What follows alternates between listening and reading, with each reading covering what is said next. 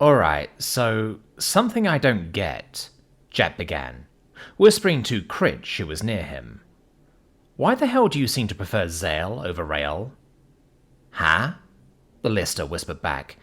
I don't prefer one over the other, both of them seem nice. I guess I just see Zale as more compatible. What? Jack snorted. How did you figure that? The vast majority of the students in the Aquaplex were still chilling in the wave pool, seemingly content to relax and talk to each other, though many of them would soon be leaving for the night. Jack and the others, of course, would be staying for a full day-night cycle. However, he couldn't figure out for the life of him where or how he was expected to sleep. Maybe he wouldn't. Goodness knows sleep had been a rare luxury these past 2 weeks of seemingly endless school. "'Cause I can't stand being without my comlink for any length of time, while druids are usually famous for chilling out in the woods, being one with nature," Critch retorted, sounding a little unsure of himself. "I don't know, really. Rail's cool and all that, but I guess I just see us as too different from one another for anything to work. Like, what if things end up being worse than they were before, you know? I don't want to do that to them." "Have you spoken to Rail about it?" Jack asked, with raised eyebrows. That's a bit of a petty reason to hold back, especially if it's a hypothetical you don't actually know is a valid issue for you two or not. I mean, they attend the school surrounded by tech, and Rail doesn't seem all too bothered by technology from what I've personally seen. Maybe you're just overthinking it. "Yeah, I guess," Critch conceded with a sigh, before taking a quick nibble of his burger. "But I don't know. There's a lot of unknowns, and I have no idea what my grandfather's plans are for me." "What do you mean?" Jack asked. "Well, there are a few other Lister clans I'm pretty sure he's in contact with, but they don't talk that often. Also, there's other Lister in the city, but they're mostly individual clanless or small families. He's hinted that when I come of age or leave school, there's the possibility of finding a suitable Lister mate my age for the purposes of procreation if I was game for it." "So like an arranged marriage?" Jack asked curiously. "Marriage? No." Critch embarrassedly laughed, waving his hand as if to dismiss the idea completely. "Nothing so permanent and binding at all, though marriages and family units have often been forged from these kind of arrangements, if both parties like each other enough and agree." "So this is just for having kids?" Jack asked tentatively, and the lister nodded. "Yep, it's basically a transactional thing where the clans of both parties benefit, though there's usually a fuck ton of negotiation involved." "I can't imagine what divorce must be like for you guys then," Jack joked, though Critch didn't seem to fully understand his context as he chuckled softly. "Probably not as bad as you think," he grinned. "Once the cubs are born, they're usually amicably split up and raised separately within the parent clans. This is done by default as a 50-50 split of the resulting clutch, but that usually changes based on whatever else is being bartered, like resources or treasures for example. There's usually a short period afterwards to calculate the final trade if the percentages of cubs don't line up, but in places where the technology can tell how many cubs there are beforehand, this doesn't really become a problem for us. Only in the rarest of cases do things go to shit. Never happened with Clan Ashtail according to my grandfather, though we're not many generations old." "So there was a chance you could have been put with another clan had the coin flip been different?" Jack asked, only for Critch to laugh and shake his head. "Nah. My dad was clanless and lived in the city before he married my mum and had me and my sisters, so I don't really have any family in other clans." Critch shrugged. "Not that there are many other clans nearby we have ties with that I know of anyway. Clan Sparkpaw are relatively small and control a town a few hundred miles away, but have some good wizards, while Clan Thunderclaw are roaming hunters and herders out in the wilderness somewhere. Pretty sure my grandfather and the rest of the elders know of others close to us, but those are the only two I'm aware of that we have any sort of ties with." Critch shrugged. "How does it work with you guys?" "Well, I guess we don't really have clans or tribes anymore, unless you go to some really remote places on Earth." Jack grinned. "It was more common in our history, but in the vast majority of cases we just have families living within nation-states, and what happens then depends on the culture. There are a few uncontacted tribes out there, though they're very rare. Most are hidden deep within the Amazon rainforest, but there is one on an island in the Indian Ocean that's pretty wild." "Huh," Critch pondered, nibbling on his burger once again, by now thoroughly used to Jack talking about things from his homeworld with no context. "Why's that?" "So on Earth, there's this place called North Sentinel Island where it's illegal to go to, Because it has a tribe living on it that just straight up attacks anything that comes nearby. Jack grinned. They're primitive, and countries are just content to let them be, but that doesn't stop the occasional idiot from going over there to fuck around and find out. Damn, Quitch exclaimed. Though that sounds like the exception rather than the rule over there. It's quite common over here, especially in the untamed wilderness. Hell, Corvin Enterprises even ran a TV show where they purposely mess with one of them for entertainment. Jesus, Jack cursed. That just sounds wrong. What happened? They encouraged viewers to call in their ideas and vote for the best ones, Critch recalled. The presenter ended up posing as a god that would reward members of the tribe that carried out their strange requests, and it ended badly. The presenter took it overboard and tricked one of the more malleable tribesmen into killing people, eventually causing the rest of the tribe to tear each other apart over it. Damn, Jack gasped. Yeah. Apparently about a third of the tribe escaped the resulting massacre and fled, though rumour has it the presenter in charge of that wanted to end it early and fled right along with them. Apparently, the Church of Tyrus have found the location and sent a large task force to eliminate all belligerents, then resolve the situation, and even Corvin himself was said to be pissed off from how bad things had gotten. Bloody hell, Jack sighed, before remembering something. We've gone off topic though. Trust me, you should give things with Rail a chance. Easy for you to say. Haven't you been dodging Vanya and Luvianestics for the past month or something? Critch grinned, causing a few other faces to turn in curious amusement. Oh yeah, Zook called out from where the backlight techie was lazily laid out on a raft, spooning with Val. Didn't she tell us to keep tabs on you and report your location to her at all times? Wait, what? Jack exclaimed, jolting up in shock and scrambling in vain, as he tilted backwards off the inflatable he was on, pitching into the water as the Red Legion aspirants all burst out laughing. No, she didn't, Pludrew chuckled, from where he was treading water in between several floats. Good one, Zook. Very funny, Jack grunted, as he hauled himself back up. I'm surprised Luvia didn't join us here, though I imagine she may just be relaxing in the megafauna pool where they have something similar going on. Allura shrugged. It's not often she gets to polymorph outside of her Red Legion accommodations. I'm not complaining, Jack sighed. She's cool and all that, but too much sometimes. You're not wrong, Allura giggled to herself.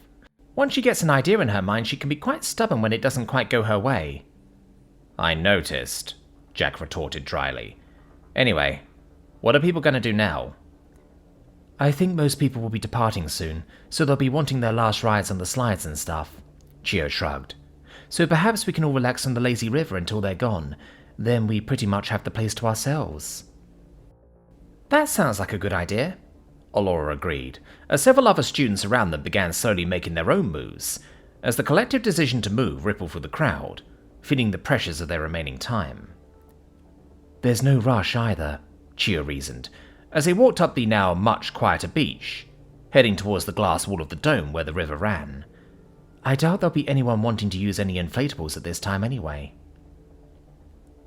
As the lights on the top of the dome dimmed to allow movies to play, the cobblestones that made up the pathways began to glow gently, allowing swimmers to easily navigate their way around past several food stands that looked like they were ready to close up to the access point to the lazy river, which Jack had learned was a continuous loop around the dome, with a few added twists, turns and forks that changed things up with each circuit that one made, and a few pockets along the sides that connected to the floating bars that Allura had confirmed would still be open, manned by overnight staff droids.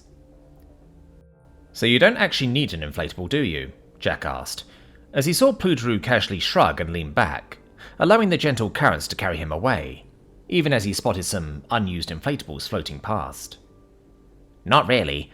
A lot of people just like floating around, but if you want to speed up and swim a circuit, you can go without. Scifi shrugged. Hell, that's probably what I'll end up doing. Sitting still isn't really my thing. We noticed, Chio deadpanned, as she and Allura got on an inflatable together, with the Alithi only being slightly perturbed about Dante joining both of them, as they held their position along a still straight of water, waiting for their friends. Need a handrail? Jack asked, noticing the short squaw car trying to climb onto their inflatable raft while Zale held it. Yes, please. The druid nodded in thanks, as Jack held onto the raft on the edge of the pool, while Rail scrambled up, and Zale moved to go next. But just as they did, a mischievous thought occurred to Jack. Turning around, he spotted his target chatting away to Scifi, and before anyone could react, he quickly grabbed the completely unaware Critch and chucked him onto the raft, then quickly kicked it away into one of the stronger currents before he or Rail could work out what had just happened. "What the hell?" Critch asked, as the raft quickly began drifting away. "Sorry, my foot slipped," Jack grinned, as everyone around them turned to see what had happened, before bursting out into laughter. "Jack, that was so evil!" Alora covered her mouth even as Chio tried her best not to laugh. "Here you go, Zale," Jack whispered to the squaw car, who was still looking at the confused Rail and Critch on the raft as it turned the corner and disappeared. He handed his inflatable ring over to them as they did so. "Sorry about that, but I couldn't resist." "That's quite all right, Jack," Zale chuckled, accepting the inflatable. "If it's all the same with you, I think I'll hang back and see what happens." "I recommend we all do that," Val grinned. "As hilarious as Angry Critch is, we should give them their privacy. We can make fun of him for it afterwards." "Sounds fair," Nika grinned, dipping into the water and joining Scifi, who had grabbed one of the discarded double ring tubes and leapt up to sit in it. "Jack, you coming?" "Yup," the human nodded, as they all finally calmed down from the excitement and allowed the lazy river to take them on its relaxing journey. "Damn, I needed this," Jack whispered to himself, as he bobbed along on the rubber ring he'd acquired, drifting lazily along the lazy river. The gentle current carried him slowly under the canopies of the palms, partially obscuring the mostly visual entertainment being displayed above them, which resembles some kind of silent physical comedy inspired by the likes of Charlie Chaplin or Buster Keaton, though Jack had not personally seen much of either outside of some brief research he once did for a school project. He had clearly dozed off at some point, as he had lost track of the others, and felt that the atmosphere of the Aquaplex was much quieter than it was before, as he opened his eyes, looking at the exotic alien flora lining along the edge, almost creating a dreamlike environment now that it was nighttime. Looking beneath him under the crystal clear water, he was almost surprised to see several colourful fish dancing beneath the surface without a care. Looking around, he could still hear the faint laughter and chatter of other Aquaplex visitors as they queued up for their final goes on the slides, and Jack was happy to observe as he spotted them launching themselves off the large slides, marvelling at how high they launched and the splashes they caused before the river slowly took him away. Suddenly, Jack jolted up in a panic and fell back as a furry hand gently touched him on the shoulder. Reflexively reaching for a gun that wasn't there, it took Jack a moment to calm down as the figure swam beside him. He got up to his feet, walking along the bottom of the lazy river with his chest above the water, now thoroughly awake. "Hey, Jack, mind if I join you?" Vanya asked, her eyes gleaming with amusement. Before Jack could respond, she quickly dived her head under the water and playfully surfaced right next to him, clinging onto his back as he kept walking. "I'm not going to let go now that I've got you, but if you carry me over to the next floating bar on the left just ahead, I'll buy you a drink." Caught off guard, Jack couldn't help but chuckle at the amusing turn of events.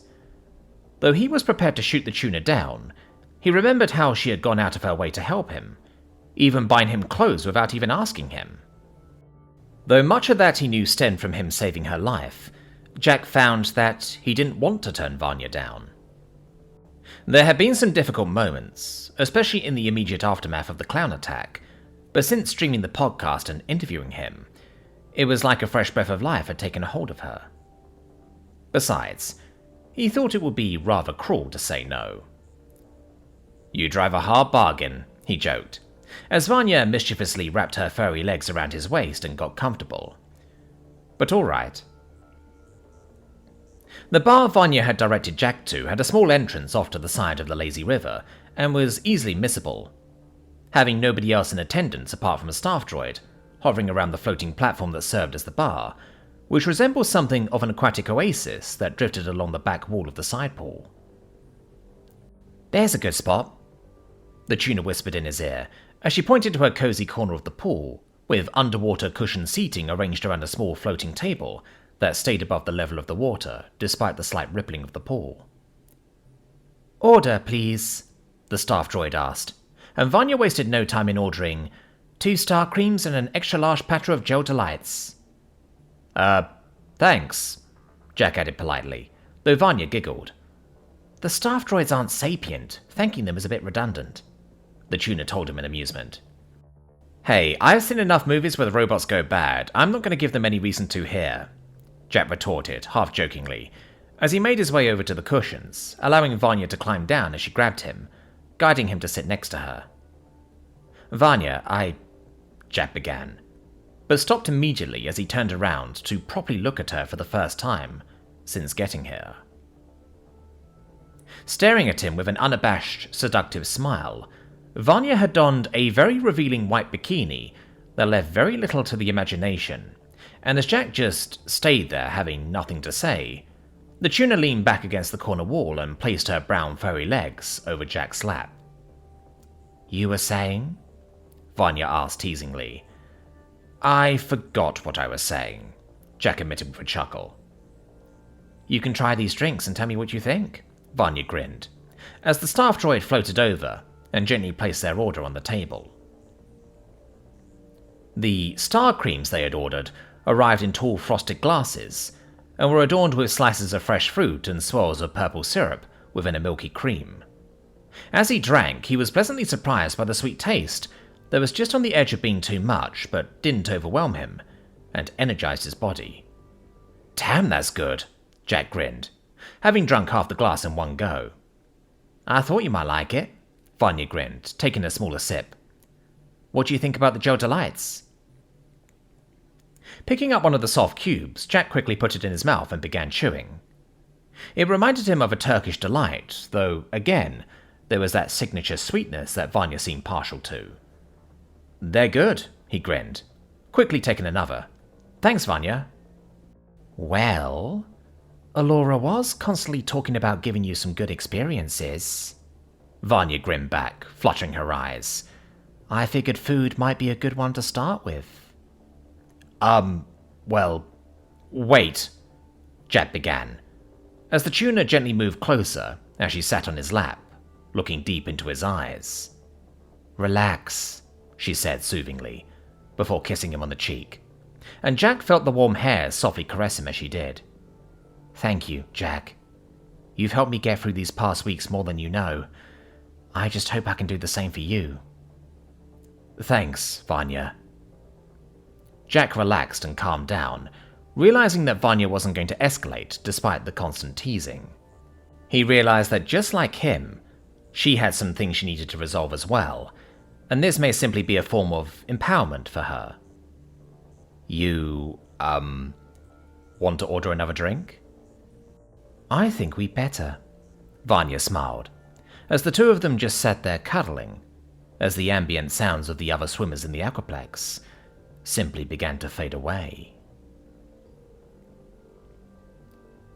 Evening turned to night as the aquaplex was all but deserted, with most of the visitors quickly making their way towards the exits the moment the evening bell chimed, with a few security droids threatening to blast anyone that overstayed their welcome. If anyone else but their group of friends had ordered an overnight stay, they certainly didn't make their presence known, and soon the park was all but silent, with only the low hums of machinery in the background, and the occasional noise of conversation, whoops or cheers of excitement interrupting the ambience. Now bathed in soft lights, the aquaplex had transformed into an exclusive haven for the students, many of whom began making their way towards some hot springs that could just about accommodate them, with a helpful staff droid that kept the drinks coming. "Honestly, the food here is just divine," Luvia sighed dreamily, the dragon wearing a comfortable fitting pair of black lycra shorts and a matching tank top, and naturally taking up as much space as she could from where she was sat on the warm stones. "And the heat caves are so comfortable. I must have been in them for hours. Quite the aphrodisiac, I must say." "You should have joined us all in the cold pool," Nika snorted in amusement. "Oh, hell no. Far too uncomfortable for me. I don't want to get any frost on any of my sensitive parts. That can be painful for me." The dragon sighed, before playfully grinning and licking her lips. Though I suppose that would depend on the kind of frost we're talking about. Should we be worried? Chio asked, swaying side to side slightly from the several glasses of wine she had already had. No, Luvia sighed. While I know many of my kind like to forcefully take what they want, I would never do so myself. I should damn well hope so, Scifi snapped, ruder than intended as the dragon looked at her warily. By the way, where is Jack now? I spotted him with Vanya earlier, Allura announced with a cheeky smile. They seem to be having a good time together. What? The girls all burst out, as the boys all laughed at their misfortune. Maybe he's just wanting to stay away from Critch for a while, Val grinned. Though I wouldn't worry about that. I spotted him and Rel together on one of the sunbeds. Oh, good, Pludru smiled, as he and Kliko had seemingly reconciled their previous grievances with one another for the moment, sitting near to one another again. It's about time. No, wind back for a moment, Chio huffed. Allura, are you sure? I would have detected them doing that kind of stuff. Way to not be creepy, Chio, Nika grinned. I just saw them eating and drinking together, that's all, Allura clarified. I think we're all getting that tired, to be honest. We should consider where we sleep. Perhaps we should all move to the sunbeds by the wave pool, Nika suggested, yawning as she shrugged her shoulders. We can get our towels and sleep there. Sounds like a plan, Allura agreed. We can't fight sleep forever, even though we've been doing well so far. Chio, would you mind letting everyone know? Sure, Chio nodded, as she lazily floated from side to side, sending a simple telepathic message to their friends in the area. Today was a good day, Luvia declared, as she relaxed deeper into the hot springs. Thank you for your hospitality, Allura. Agreed, Val added from where he and the others were sitting. I hope we can return the favour when we go to the Cathedral of Merriment. Arlox and Kisarif are on the mend and should be able to make the journey at least, even if they can't play deathball right now. We look forward to it, Allura replied with a diplomatic smile, though it is a shame they couldn't be here with us today. They are resting, Pludru confirmed. Honestly, that's the best thing they could want right now, though at least Kisarif has been in good spirits. Well, here's to them. Chio raised her glass of wine in a toast, a motion that was mirrored by the others as they drank to that, before the Alethi accidentally dropped her glass in the water. That's definitely time for bed, Allura noted to the rest of them. At least the staff droids do a good job of cleaning that stuff up. Very well, Luvia sighed, getting up out of her seat. She had been hoping to see Jack again, and cursed her poor luck. Still, there would be other opportunities. As the rays of light suddenly and without warning burst forth through the glass ceiling of the aquaplex, Jack gradually became aware of a throbbing headache and the unmistakable sensation of sand beneath him. Blinking against the brightness, he tried to piece together what had happened the night before, just remembering his fellow students chilling on the sunbeds on the beach leading to the wave pool, or the beach itself. Attempting to sit up, the boy rubbed his head from the dizziness, but was surprised by his inability to do so, as he felt a large, bulky form shift slightly from behind him, as a red, scaly arm that was wrapped around his stomach moved into view towards his chest, and subconsciously pulled him in for a closer spoon, though the grip had little strength to it, and Jack easily shimmied away. Turning around as carefully and gently as he could, he saw Luvia lying beside him, sleeping peacefully, breathing heavily. Panicking slightly, Jack quickly examined himself, sighing with relief when it looked like nothing had happened. A thought that was reinforced when he saw that Dante was chilling out on one of the sunbeds next to them, and briefly opened his eyes and smiled at seeing his master stir. Getting up with a groan, Jack stretched and walked a few paces to the helpful staff droid that handed him a bottle of water, which he greedily guzzled down, though did his best to not wake up his friends. Feeling content, Jack decided to lie back down, close his eyes and go back to sleep, though keeping his distance from the still sleeping dragon. There was no rush to do anything. He still had all weekend to enjoy after all. It felt good.